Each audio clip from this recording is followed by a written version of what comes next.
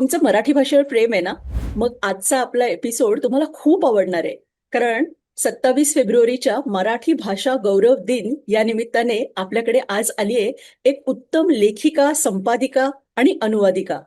ती तिच्या क्षेत्रातल्या गमती-जमती आपल्याला सांगणार आहे, तिचे अनुभव सांगणार आहे आणि मुख्य म्हणजे तुम्ही लेखक होऊ शकता का? अनुवादक होऊ शकता का? संपादक होऊ शकता का? हे पण सांगणार आहे आणि कसं व्हायचं ते पण ती सांगेल. आणि मराठी साहित्यावरती आज काय घडतंय तेही थोडंफार सांगेल. तर आपल्याकडे आज ह्या सगळ्या विषयावर गप्पा मारायला आलीये गौरी साळवेकर. गौरी MA इंग्रजी आहे. सुरुवातीला काही वर्ष इंग्रजी माध्यमाच्या शाळेत तिने अध्यापन केलंय. त्यानंतर काही काळ कम्युनिकेशन स्किल्स आणि IELTS ट्रेनर होती. 2009 पासून साकेत प्रकाशन या प्रतिष्ठित संस्थेमध्ये लेखक, संपादक, अनुवादक आणि कोऑर्डिनेटर म्हणून काम करते. शिवाय फ्रीलान्स अनुवादक आणि संपादक आहे. तिची स्वलिखित पुस्तकं आहेत उत्तम आणि अचूक इंग्रजी बोला आणि साकेत इंग्लिश स्पीकिंग कोर्स. आणि तिने बऱ्याच मोठमोठ्या लेखकांच्या इंग्रजी पुस्तकांचं मराठीत अनुवादन केलंय.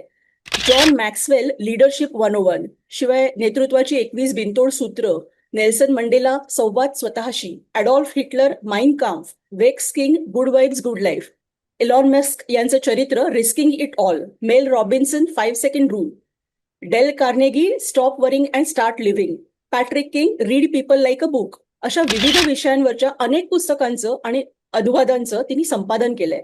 संपादन आणि अनुवादन यांच्या कार्यशाळा घेतल्या आहेत. याशिवाय अनेक नियतकालिकांमध्ये आणि डिजिटल प्लॅटफॉर्मवरती तिचं नियमित लेखन असतं.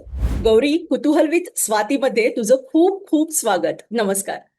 Thank you very much Swati. अतिशय महत्वाचा म्हणजे खरं तर पुस्तक निर्मितीत अतिशय महत्वाचा घटक असलेला संपादन हा विषय तू स्वतःहून घेतलास याबद्दल खरं तर तुझे आभार मानावेत तितके कमी आहे आणि मला इथे बोलवल्याबद्दल खरंच खूप खूप आभार. अरे, आम्हाला सगळ्यांना खूप आवडणार आहे तुझ्याशी गप्पा मारायला.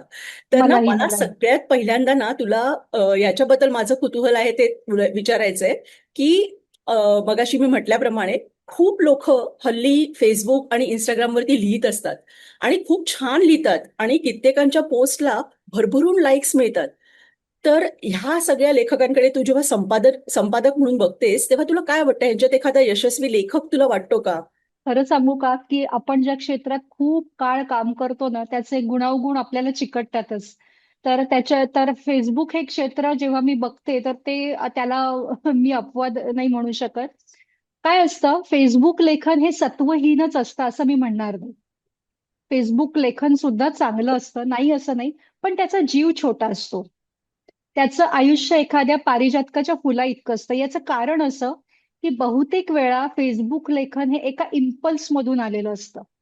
त्याच्यासाठी तुम्ही संशोधन, संदर्भ, अभ्यास फार कमी वेळेला करता आणि त्याच्यामुळे त्याचं जे आयुष्य असतं ना ते छोटं असतं. मग हम्म. असं लेखक तुम्हाला एक दर्जेदार पुस्तक नाही देऊ शकत. बरोबर. त्यामुळे मला अनेक जण विचारतात की आम्हाला पुस्तक करायचंय, आम्ही काय करू? तर छाप माझं पुस्तक. अच्छा, हे तर खूपच होतं. पण मग अशा वेळेला मी स्पष्ट सांगते की तुम्ही नका छापू. काही हम्म. जणांना ते दुखावले जातात, पण काही जण असेही असतात की ते ऍक्सेप्ट करतात. ते म्हणतात तुमचं म्हणणं बरोबर आहे. सो फेसबुक लेखनाला काही मर्यादा आहे. ते हम्म. टेम्पोरल अशा याच्यावर लिहिलं जातं आणि इम्पल्स त्यामागे जास्त असतो. ओके. आणि अनुवादनाचं पण काम तू करतेस, तर हो. अनुवादक नक्की काय करतो ते जरा आम्हाला सांग ना. अनुवादक हा बघ एका संस्कृतीची नाळ दुसऱ्या संस्कृतीशी भाषेच्या माध्यमातून जोडतो. हम्म. अनुवादक काय करतो तर अनुवादाचा प्रकार ओळखून आपलं जे भाषिक कौशल्य आहे आणि त्या विषयाची समज आहे हम्म. त्याचं शब्दात रूपांतर करून ते वाचकांपुढे ठेवतो आणि अशा तऱ्हेने तो वाचक आणि मूळ लेखक यातला एक सेतू बनतो. हम्म. हम्म. ओके. आणि मग संपादकाला कोणता स्किल सेट लागतं?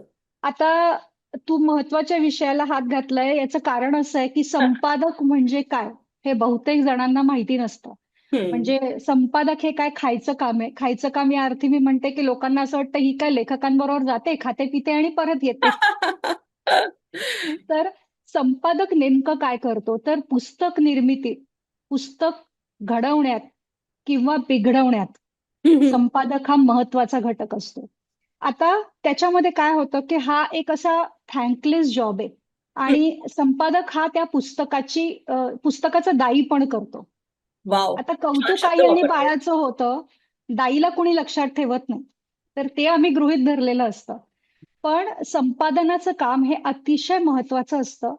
याचं कारण मी तुला म्हणजे जेव्हा तुमच्या हातात ज्या वेळेला पुस्तक येतं, हम्म, त्यावेळेला तुम्ही फक्त लेखकाचं नाव आणि पुस्तक इतकंच बघता, प्रकाशनाचं नाव असतं. पण त्याच्या मागे खूप मेहनत असते. हम्म, म्हणजे लेखकानेही केलेली असते, कारण संपादकाने त्याच्याकडनं ती करवून घेतलेली असते. संपादकाने स्वतःही केलेली असते. हम्म, त्यामुळे ही निर्मिती प्रक्रिया बरीच मोठी असते. आणि संपादक आता माझ्याकडे खूप अशाही विचारणा होतात, की आम्हाला वाचनाची खूप आवड आहे. आम्हाला संपादक होता येईल का? तर नाही. ओके.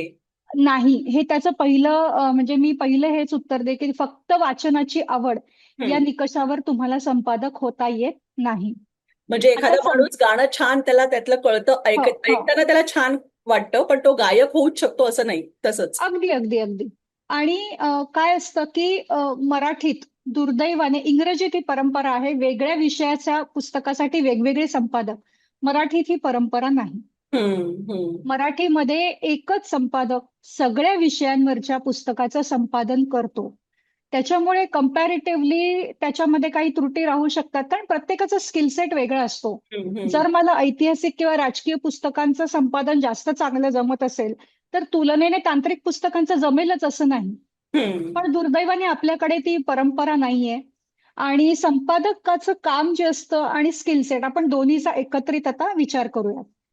तर आता दोन प्रकार असतात. एक आमच्याकडे ज्या वेळेला लेखक हस्तलिखित पाठवतो हम्म, आणि ते आम्ही स्वीकारलेलं असतं. दुसरं, की एखाद्या तज्ञ लेखकाकडून किंवा त्या विषयातला जो कोणी जाणकार माणूस आहे त्याच्याकडून आम्हाला पुस्तक तयार करवून घ्यायचं असतं. हम्म, म्हणजे शून्यापासून सुरुवात असते. सो हे दोन प्रकार. अनुवादाचं संपादन हा अजून वेगळा विषय, तो आपल्याला आत्ता घेता येणार नाही.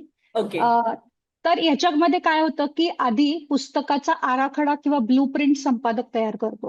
हम्म, मग हम्म, त्याच्यामध्ये किती प्रकरणं असायला हवीत, कोणती असायला हवीत, आधी तर पुस्तकाचा प्रकार ठरतो.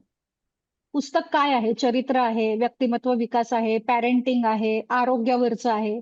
त्या कॅटेगरीनुसार पुस्तकाची ब्लू प्रिंट तयार केली जाते.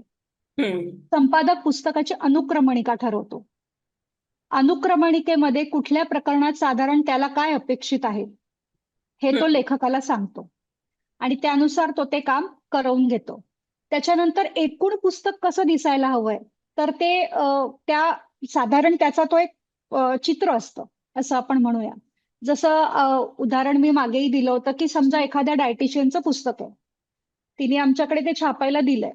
तर आता बाजारात डाएटवर हजारो पुस्तकं असताना तिचं पुस्तक लोकांनी का वाचावं? बरोबर आहे. मग त्यात काही वेगळं आहे का? का फक्त तांत्रिक माहिती ती जे शिकलीये किंवा ती जे प्रॅक्टिस करतेय तेवढीच तिने दिलीये? त्याच्यानंतर काही वेगळ्या पद्धतीने आरोग्याचं महत्व तिने ठसवलंय का त्या पुस्तकात? हम्म, काही रिअल लाईफ केसेस दिलेल्या आहेत का? आणि भाषा तिची जी आहे, ती भाषा पुस्तकाला साजेशी आहे का? खूप वेळेला असं होतं की ज्ञान असतं, पण लिखाणाची शैली नसते. हम्म, तर अशा केसमध्ये मग ती सहलेखक किंवा असं कोणी घेऊ शकतात. त्यांना शब्दांकन करण्यासाठी सुद्धा घेऊ शकतात. पण मग या सगळ्या गोष्टींचा विचार केला जातो आणि मग लेखकासमोर तो आराखडा ठेवला जातो, हम्म, की या पद्धतीने आम्हाला तुम्ही पुस्तक करून द्या. आता पुस्तकाचं हस्तलिखित आलेलं असेल तेव्हाही हम्म, आणि पुस्तकाचं हस्तलिखित तयार नसेल तेव्हाही अतिशय महत्वाची गोष्ट जी संपादकाने करायची असते ती म्हणजे कंपॅरेटिव्ह स्टडी. ओके. तर कंपॅरेटिव्ह स्टडी म्हणजे आता समजा मी डॉक्टर शैलेंद्र देवाणकर जे आपल्या महाराष्ट्र विभागाच्या उच्च शिक्षण याचे महासंचालक आहेत विभागाचे. तर त्यांचं समजा मी एक पुस्तक करते जिओ पॉलिटिक्स या विषयावरचं. तर त्यासाठी मला चौफेर वाचन कुठल्याही पुस्तकासाठी मी हे फक्त एक उदाहरण दिलं, की हम्म, हम्म, कुठल्याही विषयाच्या पुस्तकासाठी मला चौफेर वाचन आणि जे जे त्याचं लिटरेचर अवेलेबल आहे, मग युट्यूबवर असेल, मग त्यांची व्याख्यानं असतील, मग लिखित स्वरूपात असेल, हम्म, यांचा अभ्यास करायला लागतो. मार्केटमध्ये त्या विषयावरची काही जी पुस्तकं असतील हिंदी, इंग्रजी, मराठी, ती आणून वाचावी लागतात. ती कशी आहेत? त्याच्यापेक्षा आपलं पुस्तक कसं वेगळं ठरेल याचा विचार करायला लागतो. आणि हे जे आहे याच्यात कसं असतं, की तुम्ही फक्त असं म्हणून चालत नाही, की आर्थिक विषयावरचं पुस्तक आहे ना, मग मी तेवढीच पुस्तकं मागवीन. याचं कारण असं आहे की साहित्य हा विषय लिव्हिंग सायन्सेसच्या मध्ये येतो. हम्म. आणि लिव्हिंग सायन्सेसमध्ये प्युअर सायन्सेस सारखे एअरटाईट कंपार्टमेंट्स नसतात. ओके. त्यामुळे जेव्हा तुम्ही एखाद्या पुस्तकाच्या साठी कंपॅरेटिव्ह स्टडी करता, त्यावेळेला तुम्हाला त्या देशाचा भूगोल, इतिहास, थोडंसं राजकारण, थोडंसं अर्थकारण, सामाजिक अभ्यास हा सगळ्याचा एक गोळाबेरीज मिळून स्वतःचं मत तयार करायला लागतं. सो हम्म. हा कंपॅरेटिव्ह स्टडी दोन्ही केसमध्ये अत्यावश्यक असतो. आणि मग तुमचं ठरतं, कारण आता राजकारण समजा हे क्षेत्र तू घेतलं तर ते अतिशय डायनामिक आहे. बरोबर आहे. ते कधीच आज एक असेल उद्या दुसरं असेल. हम्म. तर ते अशा क्षेत्रांचा तुम्हाला सातत्याने अपडेट राहणं, अभ्यास करणं अत्यावश्यक असतं. म्हणजे जागतिक पातळीवर काय होतंय आणि त्या अनुषंगाने भारतात काय होतंय. हम्म. हम्म. तर हा तुम्हाला रोजच अभ्यास करायला लागेल जर तुम्ही या पुस्तकाचं संपादन करत असाल तर. आणि बरोबर. मग ज्या कॅटेगरीनुसार जर त्याचं कथा कादंबरी असेल तर ती पसरट नको, पाल्हाळ लावणारी नको. हम्म. किंवा आता पॉलिसी पण जसं मी म्हटलं होतं की पॉलिसी असते प्रत्येक प्रकाशकांची की अमुक छापायचं आणि अमुक नाही छापायचं. अच्छा. तर हा, आता साकेत प्रकाशन कथासंग्रह छापत नाहीत किंवा ज्या लेदरबॅक्स प्रकाशनाशी मी आता जोडली गेली आहे, हम्म. तर हम्म. लेदरबॅक्स प्रकाशन हे शक्यतो नवीन लेखक आणि त्यातले तज्ज्ञ लेखक आणि वैचारिक लेखन अशा स्वरूपाचं काम करतात. त्यांच्या अच्छा. काही पॉलिसीज आहेत की कथा कादंबऱ्या आपण फारशा छापणार नाही आहोत किंवा कविता संग्रह आपण अजिबात छापणार नाही आहोत. तर हम्म. अशी पॉलिसी असते, तिथे पहिली चाळणी लागते. आणि मग जे स्वीकारल्यानंतर या बाकीच्या गोष्टी येतात. आता कसं असतं की संपादकाला 3 गोष्टींची अतिशय महत्वाची जी स्किल सेट आहे त्याच्यामध्ये भाषिक समज, हम्म. विषयाची समज आणि बाजाराची समज, या तिन्ही गोष्टी लागतात. ओके. आणि या तिन्ही गोष्टींची सांगड घालून त्याला ते पुस्तक करायचं असतं. हम्म. आता जेव्हा मी काम करते माझ्या आलेल्या स्क्रिप्ट्सवर, माझ्या दृष्टीने कंटेंट हा अत्यावश्यक घटक असतो. म्हणजे मी थोड्याशा लेखकाच्या चुकाही चालवून घेईन, कंटेंट दमदार असेल तर. ओके. हम्म. हम्म. हम्म. पण कंटेंट दमदार नसेल तर मी बरोबर. म्हणजे तो माझ्या दृष्टीने बाद असतं ते. हम्म. हम्म. सो बाजाराची समज ही प्रकाशकांना जास्त असते, संपादकांना असली तर फारच उत्तम. पण जेव्हा प्रकाशक हा संपादक असतो त्याचा हा दुहेरी फायदा असतो. बरोबर. आणि संपादन म्हणजे फक्त इकडचा शब्द तिकडे करणं, वाक्य करेक्ट करणं हे नाही. तर हम्म. संपादक हे ते पुस्तक ओव्हरऑल दमदार कसं होईल याचा प्रत्येक अंगाने विचार करणं असतं. हम्म. हम्म. हम्म.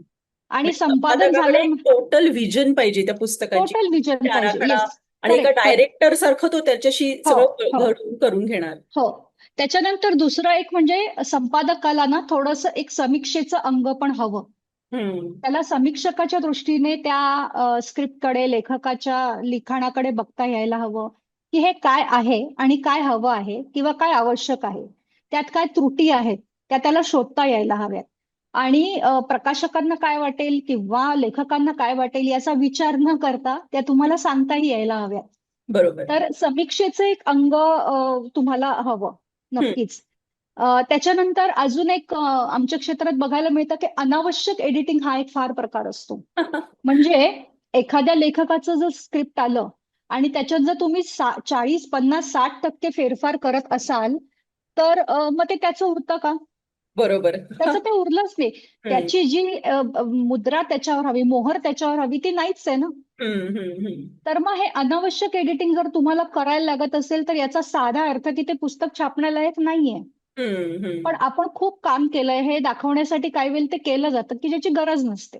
बरोबर. आणि अर्थातच अजून आता सध्या तर अतिशय महत्वाचं स्किल सेट म्हणजे तंत्रस्नेही हवा संपादक. हम्म. हम्म. हम्म. त्याला तांत्रिक बाबींचं ज्ञान हवं, त्याला ते हाताळता यायला हवं. हम्म. सो हा एक बेसिक स्किल सेट मी तुला सांगितलंय. ओके. मग ह्यातल्या तू जसं म्हणालीस की जवळपास 60% सुद्धा कधी कधी तुमचं काढून टाकावं लागतं त्या हो. पुस्तकातलं. तर मग अशा वेळेला ते लेखक तुमच्याशी वाद नाही का घालत बसत की नाही नाही माझंच बरोबर आहे, असं नाही का करत? अ, होतं असं, बऱ्याच वेळेला होतं. असेही काही अनुभव आहेत की खडाजंगी होते. पण मग तो कॉल प्रकाशकांचा असतो, तो त्यांनी घ्यायचा असतो. अ, संपादक नोकरीत असण्याचे काही तोटे असतात आणि प्रकाशकच संपादक असण्याचे काही फायदे असतात. ओके. सो तो कॉल प्रकाशकांनी घ्यायचा असतो. असं सुद्धा अनुभव आहेत की 90% पुस्तक तयार होईपर्यंत लेखिका अतिशय गोड बोलते, अतिशय. आणि मग जेव्हा 10% काम, की तिला आता हे माहिती असतं की हे छापायला जाणारच आहे, याला कोणी थांबवणारं नाहीये, तर हम्म. मग खरे ते दाखवायचे दात आणि खायचे दात आम्हाला कळतात. आणि अशातनं संपादकांनी घेण्याचा हा धडा असतो की कधीही प्रकाशक स्वतःचे हितसंबंध संपादकांसाठी खराब करतील अशी संपादकांनी अपेक्षा ठेवू नये.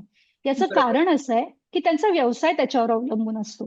हम्म. त्यामुळे हे तुम्ही इगो तुमचा किंवा हे पर्सनली घेऊ नये. आपण आपलं काम करावं आणि बाजूला व्हावं. प्रकाशनासाठी आपण इतका वाईटपणा घेतला वगैरे असं डोक्यात सुद्धा आणू नये. हां, हम्म. मात्र त्या लेखकांच्यामुळे तुम्हाला खूप मनस्ताप झाला असेल, तर आपण त्या लेखकांसोबत परत काम करणार नाही हा निर्णय संपादक घेऊ शकतात. तर हम्म. असेही काही प्रसंग आहेत. अशा अजून पण गमती जमती काय काय घडत असतील ना. म्हणजे मध्यंतरी तुम्हाला एक फोटो पाठवला होतास, हा हा फोटो. हो. तर ह्याच्या हे नक्की काय आहे म्हणजे, आणि अशा अजून काय गमती जमती असतात? हा जो फोटो आता मी तुला एक गंमत म्हणून शेअर केला होता तेव्हा, तर कधी कधी कधी कधी काय हे आमचं रोजच असं असतं की अ, खूप लेवलला जाऊन करेक्शन्स करायला लागतात संपादनामध्ये. बहुतेक वेळेला लेखकाने खूप शब्दबंबाळ लिहिलेलं असतं, चुकीची विशेषणं वापरलेली असतात. पान नंबर 76 वरच्या 2 ओळी खरं तर पान नंबर 68 वर हव्या असतात. पान नंबर 36 वर छोटासा एक पॅरेग्राफ असतो, त्याची जागा खरं तर पान नंबर 7 वर असते. असे खूप फेरफार बदल आम्हाला करायला लागतात. अनावश्यक मजकूर कट करावा लागतो. त्यावेळेला लेखणी ही तलवारीसारखी चालवावी लागते. हम्म. आणि असं करत करत करत त्या पुस्तकाला एक नेटका आकार द्यावा लागतो. आता सगळेच लेखक हे मुद्दामून करतात असं मी म्हणत नाही. हे बरोबर. अनावधानानेही होत असावं किंवा ज्याचं सखोल ज्ञान आपल्याला हवं त्याचं नसू शकतं. कारण लेखक हा काही संपादक नाहीये. पण संपादकाला आवश्यक असतं अशा गोष्टींचं ज्ञान, याचे मी तुला एक छोटी काही 2-3 उदाहरणं देते. आता आपण दिग्गज हा शब्द किती सहज वापरतो. हम्म. हा दिग्गज आहे, तो दिग्गज आहे. राजकीय नेते तर कायमच दिग्गज असतात. हो हो. तर आता दिग्गज हा शब्द संस्कृतोद्भव शब्द आहे. दिक् म्हणजे दिशा. हम्म. तर 8 दिशांचा जो परिसर आहे आणि हम्म. तिथे एक काल्पनिक हत्ती आहे, गज. हा. ओ. 8 दिशांना व्यापून उरणारं ज्याचं कर्तृत्व आहे तो दिग्गज असतो. ओ हो. ओके, हे तर माहिती दिग्गज हा नसतं. हो. तर दिग्गज हा शब्द अशाच व्यक्तीसाठी वापरला जायला हवा की जो आपण अतिशय कॅज्युअली कधीही कोणासाठीही वापरतो. हम्म. किंवा काही गमती जमती अशा असतात की आता टॅमरिंड हे चिंचेला नाव कसं पडलं, तर अरब जेव्हा हिंदुस्थानात आले आणि त्यांनी चिंच चाखली तर त्यांना हम्म. ती फार आवडली. खजूर अशी साधर्म्य असलेली पण आंबट. तर हम्म. त्यांनी त्याला तमर ए हिंद असं नाव दिलं. ओ हो. आणि त्या तमर ए हिंदचं ब्रिटिशांनी टॅमरिंड केलं. अच्छा. हो. किंवा आता अगदी बघ तुझ्या पॉडकास्टचं नाव आहे कुतूहल. येस. हम्म. आणि जिज्ञासा. हम्म. प्रथम दर्शनी वाटतात की हे दोन्ही शब्द सारखे आहेत, पण ते बरोबर. सारखे नाही आहेत. हम्म. कुतूहल हे जे असतं हे नैसर्गिक असतं, हम्म. निसर्ग सुलभ कुतूहल असतं. हम्म. आणि त्याच्या पुढे जाऊन जेव्हा माणूस त्याच्यात काहीतरी शोध घेण्याचा प्रयत्न करतो तर त्याला जिज्ञासा म्हणतात. अच्छा. पण आपण हे दोन्ही शब्द सर्रास हम्म. एकमेकांना रिप्लेसमेंट म्हणून वापरतो. किंवा कोश आणि कोश. हा हा हा. तर कोश हा शब्दसंग्रहासाठी वापरला जातो. विश्वकोश, मराठी शब्द ओके. भाषाकोश, शहामृगाचा श. हम्म. आणि कोश म्हणजे खजिना किंवा एखाद्या गोष्टीचं आवरण, जे आपण म्हणतो आवरण. अळीचा कोश. तर हम्म. तो श आहे षटकोनाचा. पोटफोड्या. हम्म. पोटफोड. तर ह्या अशा छोट्या छोट्या गोष्टी होतात. आता गंमत सांगते, आपण म्हणतो ना एखाद्या कामाला 1760 माणसं मिळतील, तुला तोच कशाला हवाय ग. हा. तर 1760 हा शब्द आपल्याला पानिपतच्या तिसऱ्या युद्धाची देणगी आहे. अच्छा. 1760च्या संक्रांतीला पुण्यामध्ये पानिपतवर जाण्यासाठी विविध माणसं जमली होती, एकच कौशल्य असणारी, म्हणजे युद्ध कौशल्य असणारी.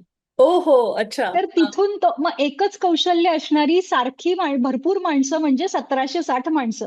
म्हणजे ते सण आहे तो 1760, आणि त्यावेळेला एवढी सगळी करेक्ट, माणसं करेक्ट. जमलेली म्हणून तो येस, येस. शब्द आहे. आता अजून काही गमती जमती अशा भरपूर असतात, खरं तर तशा सांगण्यासारख्या भरपूर आहेत. पण थोडंसं अनुवादाच्या पण हम्म. अनुषंगाने मी सांगेन हम्म. की आता अनुवादात काय होतं की बऱ्याच वेळेला आपण अगदी काटेकोरपणे हम्म. शब्दाला शब्द, निळ्याला निळं मॅचिंग शोधावं तसं शोधायला जातो, पण हम्म. तो सापडत नाही. आता अनुवादकाचं काम काय असतं की रूपांतर किंवा भाषांतर करणं. हम्म. मात्र त्याच्यासाठी हा जो अट्टहास असतो हा कधी कधी महागात पडतो. आता एक मानसशास्त्रावरचं पुस्तक मी संपादित करत होते की ज्याच्यामध्ये अंतर्मुख लोकांच्या स्वभावाविषयी त्यांनी काही न्यूरोलॉजिकल चेंजेस कसे होतात याबद्दल लिहिलं होतं. हम्म. आणि हा स्वभावाचा नाही, हा न्यूरोलॉजीचा भाग आहे. तर त्याच्यात त्यांनी पॅथॉलॉजी हा शब्द वापरला होता आणि अनुवादकाने त्याचा सर्रास विकृती विज्ञान किंवा रोगनिदानशास्त्र अशा पद्धतीने काहीतरी तिथे लिहिला होता शब्द. तर वाचताना माझ्या लक्षात आलं की हा शब्द इथे चालणारच नाहीये, कारण ह्याचा काहीतरी वेगळा संदर्भ अर्थ असायला पाहिजे. हम्म. आणि मग जरा जेव्हा खोलात जाऊन शोधलं तेव्हा असं लक्षात आलं की पॅथॉलॉजी हे एक प्रकारचा mental, social or linguistic malfunction असा सुद्धा त्याचा अर्थ आहे. अच्छा. हम्म. हम्म. हम्म. तर मग अशा वेळेला काय करायला लागतं की पॅथॉलॉजी हा शब्द तसाच ठेवून पुढे त्याचा अर्थ स्पष्ट करायचा. हम्म. हम्म. मग ते जास्त सोपं होतं. टेक्निकल जर्गन्स तुम्ही सगळ्या अनुवादित करू शकत नाही. किंवा बरोबर. आता आमची एक उत्तम अनुवादक मैत्रीण आहे स्वाती केळकर. हम्म. हम्म. तिने तिच्या ब्रेन या पुस्तकामध्ये मेंदूतील ज्या आपल्या वळ्या आणि अशी हे असतात हम्म. रेषा, त्याला तिने दरी आणि सीता आई असा शब्द शपथ, सीता. वापरलाय. हो. तर लोकांना असं वाटतं ना सीता, सीता काय? तर ऍक्च्युली सीता या शब्दाचा जो अर्थ आहे तो आहे नांगराने मारलेली रेष. अच्छा. तर हा सीता अर्थ भूमिकन्या अजिबात होती. माहित नाहीये, अजिबात माहित नव्हता. एक्झॅक्टली. तर अशा उत्तम अनुवादकांमुळे आपल्याला अनेक सुंदर अर्थ कळतात. हम्म. हम्म. तर सीताचा अर्थ की नांगराने मारलेली रेष जमिनीमध्ये, हम्म. आणि मेंदूमध्ये त्या निर्माण झालेल्या असतात नॅचरली, म्हणून तिने तो दर्या आणि सीता असा अच्छा. एक सुंदर शब्द त्याच्यासाठी वापरला होता. वाव. मूळ शब्द जो होता तो अतिशय टेक्निकल आणि रुक्ष होता. हम्म. हम्म. हम्म. किंवा आता मी एवढ्यातच एक पुस्तक अनुवादित केलं मानसशास्त्रावरच, त्याच्यामध्ये अहंकाराचा बचाव असं एक प्रकरण आहे. हम्म. हम्म. आणि त्याच्यात त्यांनी अशा अर्थाचं वाक्य दिलंय की अहंकार हा असा फणा काढून हम्म. उभा राहतो. तर मला त्याला साळींदराची उपमा सुचली अच्छा. की साळींदर जोपर्यंत शांत असतो तुम्हाला कळत नाही, पण जेव्हा त्याला ते डेंजर कळतं त्यावेळी तो त्याचे सगळे काटे बाहेर काढतो. बरोबर आहे. किंवा तिथे आणि अजून त्या पुस्तकाला म्हणजे त्या प्रकरणाला मी टायटल दिलं की कोल्ह्याला द्राक्ष आंबट. म्हणजे त्याचा जो शब्द होता तो न वापरता मी त्याला आपली मराठीतली म्हण वापरली की बरोबर. अहंकाराचा बचाव. हा, अहंकारी माणूस कसं होतं, नकोच होतं मला ते खरं तर. हम्म. तर त्या अर्थाचा त्याच्यात मजकूर आहे म्हणून मग. तर अशा काही गमती जमती असतात, अनुवादकांनी या गोष्टी सांभाळायच्या असतात. आणि अशा बऱ्याच तुला सापडतील. किंवा आता सिद्धांत आणि सिद्धांत म्हणजे न ला त अच्छा. आणि अनुस्वारवाला. सिद्धांत. हम्म. तर अनुस्वारवाला जो सिद्धांत आहे तो म्हणजे बिटवीन द थिअरीज. अच्छा. सगळ्या सिद्धांतात मध्ये सिद्धांत आणि सिद्धांत. तर सिद्धांत म्हणजे तो तुम्ही एक काय म्हणू आपण त्याला, प्रमेय. कन्क्लुजन काढलंय. ओके. ओके. हा. हा. हा. तर ते चल. कन्क्लुजन आहे, अंत आहे, तिथे तुम्ही अंत केलेला आहे आणि एक प्रमाण निष्कर्ष दिलेला आहे. हम्म. तर हम्म. अशा अर्थाने हे शब्द वापरले जातात. पण ते काय होतं की प्रूफ रिडरला याची माहिती असेलच असं नाही. हम्म. तर अशा वेळेला तिथे संपादक महत्वाचा असतो. काही असतात प्रूफ रिडर्स की ते थोडंसं अभ्यास करून नीट करेक्शन्स करतात आणि हम्म. त्यांचं ज्ञान वाढवतात किंवा त्यांना असतं तेवढं ज्ञान. पण सगळ्यांनाच असेल असं नाही. तो हम्म. अशा काही प्रसंगी संपादकाच्या, आपण ज्याला मुद्रा राक्षसाचे विनोद म्हणून एक सदर येतो ना, बरोबर. बरोबर. तर ते अशा याच्यातनं झालेले विनोद असतात. हम्म. बरोबर. आमच्या मेडिकल याच्यामध्ये पण तसे मेडिकल ट्रान्स्क्रिप्शन मध्ये ना करेक्ट. ब्लंडर्स असायचे, ते हो, मुद्रा हो, राक्षसाचे विनोद. बरोबर. हो. तू ना मगाशी एक म्हणालीस की संपादकाला पूर्ण ब्लू प्रिंट त्याच्याकडे तयार असावी लागते, बरोबर. हो, तर आता काही लेखक असे असतात की ते विना प्लॅन लिहितात. म्हणजे आता एक जागतिक कीर्तीचे लेखक आहेत, चाइल्ड ली, ली चाइल्ड. बरोबर. तर ते असं म्हणतात की त्यांच्या कोणत्याही कथेचा ते प्लॅन अगोदर बनवत नाहीत आणि फ्लो प्रमाणे वाहत जातात. मग एक संपादिका म्हणून तुला काय वाटतं की अशा विना प्लॅन पुस्तकांचं तुम्हाला डोकेदुखी होऊन बसते, की तुम्हाला असं वाटतं की एक जिवंतपणा आहे त्याच्यामध्ये? कथा कादंबरी असेल तर त्याच्या जिवंतपणा असतो हम्म. काही वेळेला. पण मग तेच आहे की संपादकाला पुन्हा भरपूर कष्ट घ्यावे लागतात. हम्म. कथा पसरट नको, किंवा संदर्भ जे आहे की जो काही आधीच्या समजा पान नंबर 12 वर जो संदर्भ आहे तो जर पान नंबर 42 वर आला असेल तर त्याचं कनेक्शन जमायला पाहिजे. हम्म. शार्प एडिटिंग कथा कादंबऱ्यांना करायला लागतं आणि ती थोडीशी डोकेदुखी होऊन बसते. कारण त्याच्यामध्ये मग कथेच्या मिसिंग लिंक्स ज्या असतात त्या हम्म. तुटतात. हम्म. जिवंतपणा नक्कीच असतो, पण तो लेखक त्या ताकदीचा हवा. अर्थात विना प्लॅन लिहिणं हे संपादकासाठी भयंकर डोकेदुखीचं काम आहे. म्हणजे मी माझ्या मायग्रेनचं सगळं खापर माझ्या व्यवसायावर फोडू शकते. बरोबर. आता हे जागतिक कीर्तीच्या लेखकांवरनं आठवलं, की तुझ्या नावावरती ना एकीकडे हिटलरचं माईन काम्फ आहे आणि दुसरीकडे नेल्सन मंडेला. म्हणजे टोकाचा द्वेष आणि टोकाची शांती. तर ह्या दोन टोकाच्या जगामध्ये वावरताना तुझी मानसिक अवस्था काय होत असेल? आता हे कसं असतं, अवलंबून असतं अनुवादकावर पण. थोडेसे त्याला आणि त्रास याचा नक्कीच होतो, मानसिक त्रास होतो. त्याचं कारण मी तुला सांगते, की मी आधी नेल्सन मंडेला केलं आणि त्याच्या पाठोपाठच माईन काम्फ आलं. आई ग, हे उलट झालं असतं तर बरं झालं असतं.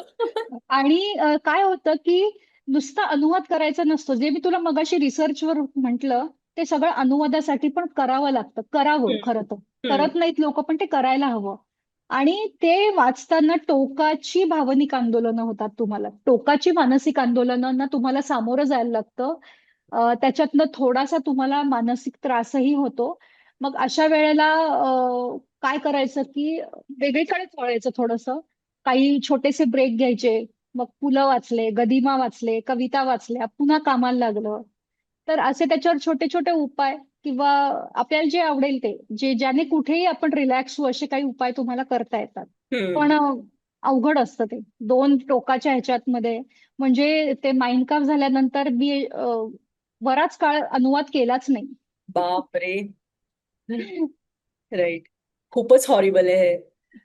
आणि ना मला ऐतिहासिक पुस्तकांच्या बद्दल तुला विचारायचं होतं, की आपल्याकडे ना थेट दोन पंथ पडतात. म्हणजे एक प्रकार असा असतो की अगदी नुसते फॅक्ट्स असतात त्याच्यात, सनसनावळी हा प्रकार असतो, आणि दुसरीकडे डायरेक्ट रणजित देसाई, शिवाजी सावंत यांच्यासारखे थोडं फिक्शन असतं त्याच्यामध्ये, पण त्याने आपल्याला गुजबम्स मिळतात एक प्रकारे. पण ह्याच्या मधला जो प्रकार आहे नॉन नॉन फिक्शन क्रिएटिव्ह, जसं की डॅल रिम्पल आहे, विल्यम डॅल रिम्पल यांची अनार्की मला वाटतं आहे पुस्तक. तर अशा प्रकारचं लिखाण आपल्याकडे आहे का, की फॅक्ट्सलाच छान एकदम मस्तपैकी सजवून एकदम फिक्शन, ह्या फिक्शन नव्हे नॉन फिक्शन, पण छान सजवून थ्रिलर टाईप प्रेझेंट करणं, असं आपल्याकडे मराठीत आहे का? मराठीत असे काही प्रयोग झालेत, पण त्याच्यातही आहे ना फिक्शनचा भाग जास्त असतो. अच्छा. आता मुरलीधर खैरनार यांचं अलीकडे एक पुस्तक आलं होतं, शोध नावाचं. तर ते महाराजांनी सुरतेची जी लूट केली, त्याचा हम्म, खजिना आजपर्यंत कुठे कुणालाही पत्ता लागलेला नाही. बरोबर. त्यावरचं ते पुस्तक आहे. आणि छान उत्तम कादंबरी जमली आहे ती, सस्पेन्स अशी थोडीशी, पण अर्थात त्यात कल्पनेचा भाग जास्त आहे. दुर्दैवाने आपल्याकडे होतं काय की लोकांना सत्यापेक्षा कल्पना जास्त आवडतात. हम्म, त्यामुळे तशा प्रकारचं लिखाण केलं जातं. आणि त्यालाच इतिहास समजणाऱ्या लोकांची संख्या ही भरपूर आहे.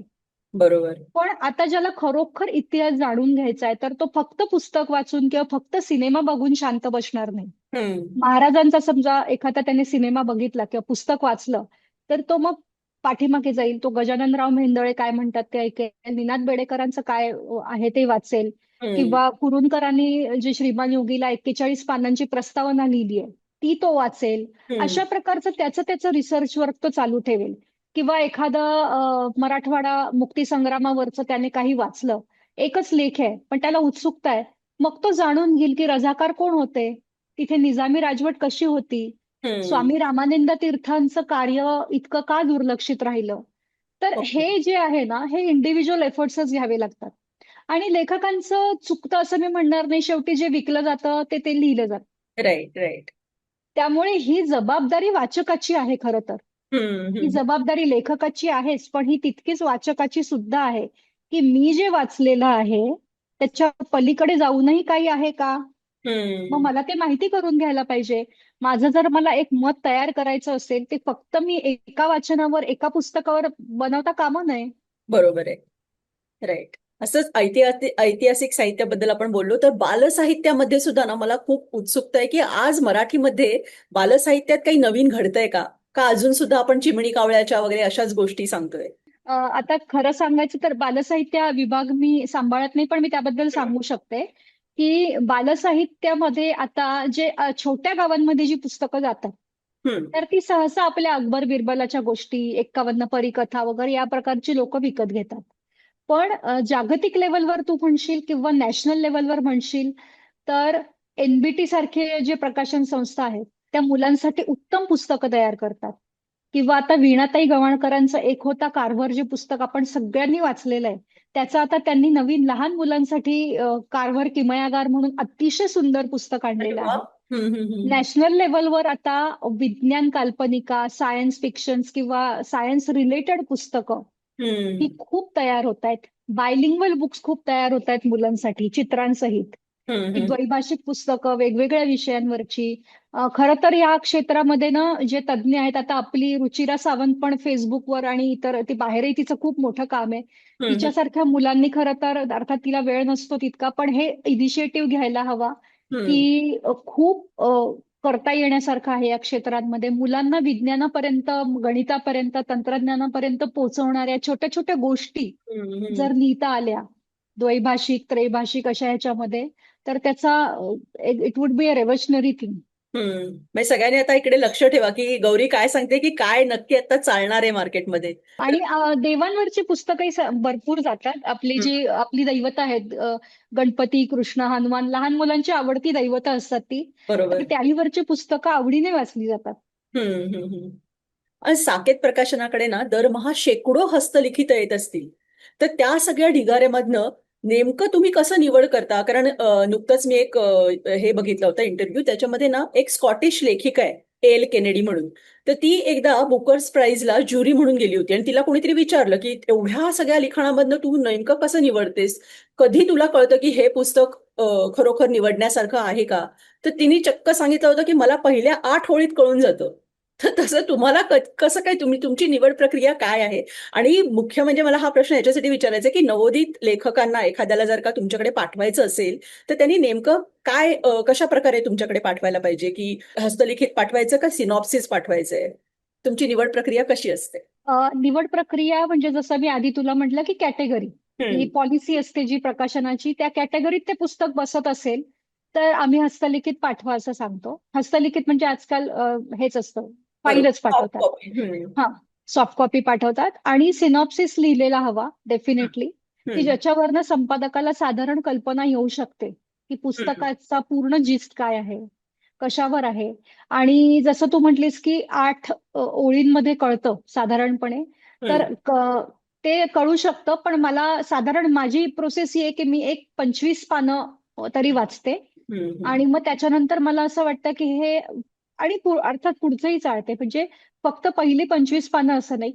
पहिली 25 पानं तर वाचतेच, पण मध्ये एखादं प्रकरण किंवा शेवट कसा केलाय, मग ते साधारण बघितल्यावर माझ्या असं लक्षात येतं की हे आपल्याला छापता येऊ शकेल किंवा नाही.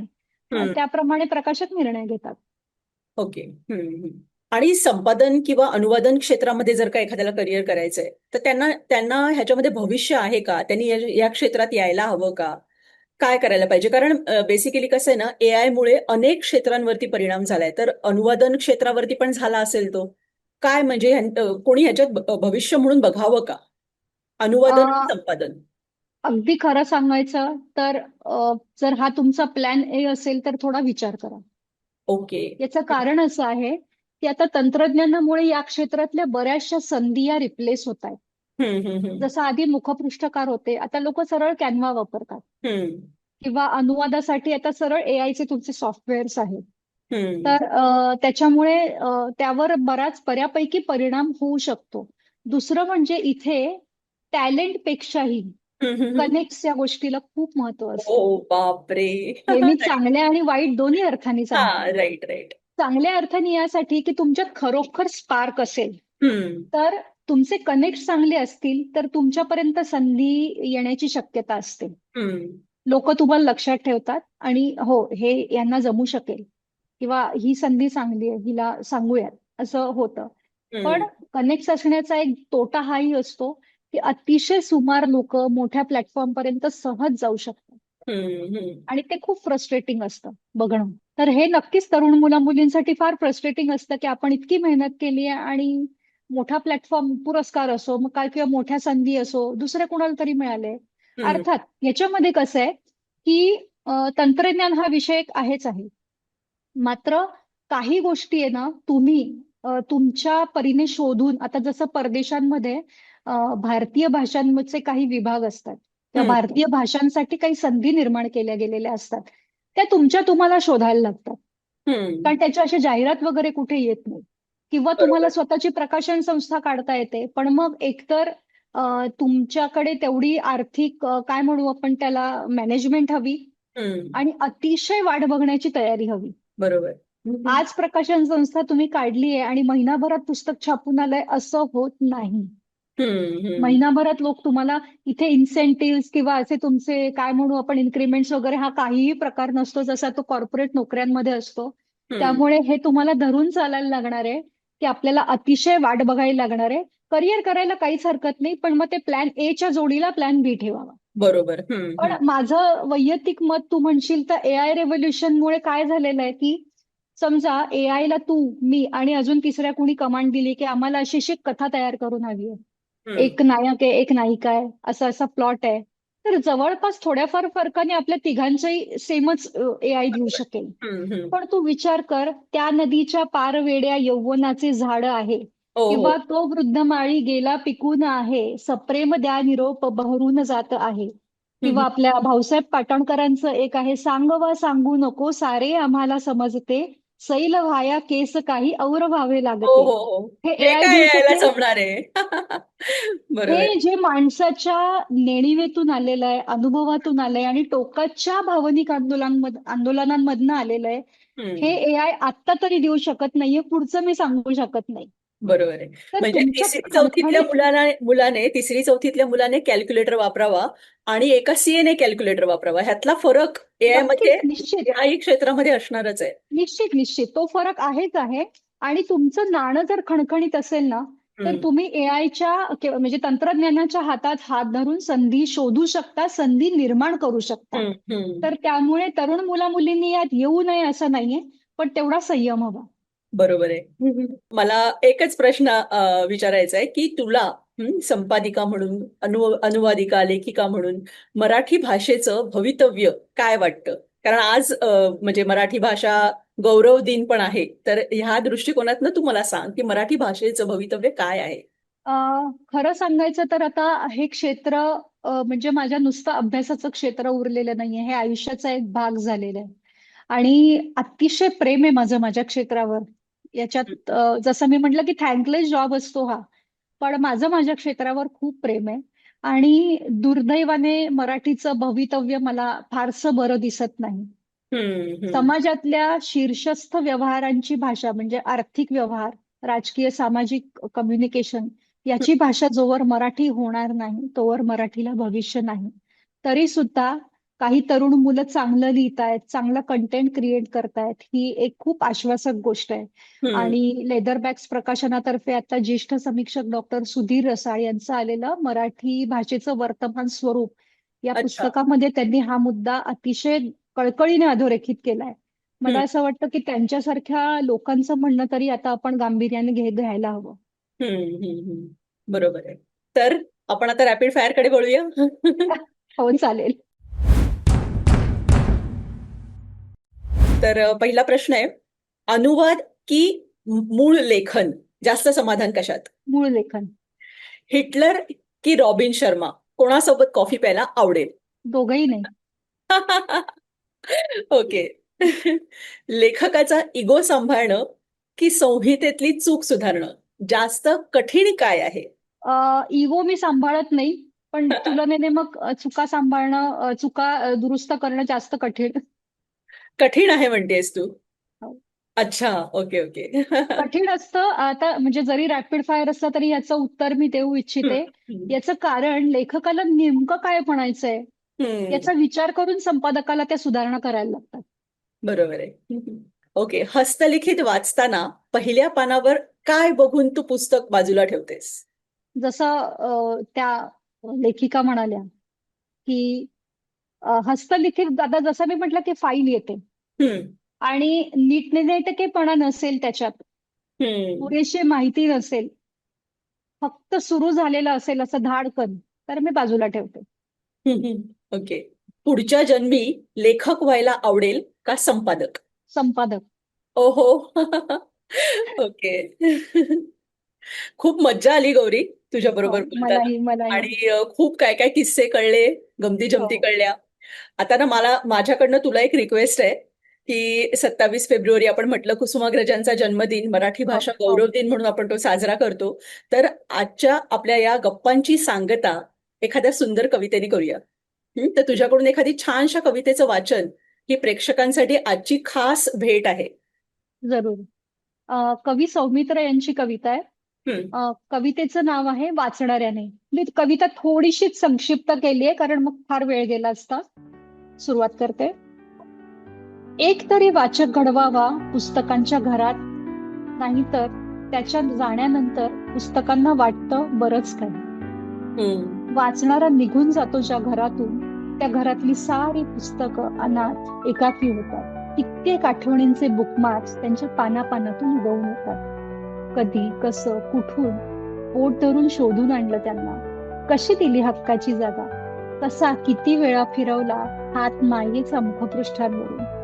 पानापानांवरून कसे सरकले डोळे मायाळू शब्दांवरून, आपलंसं करत ओळी ओळीला.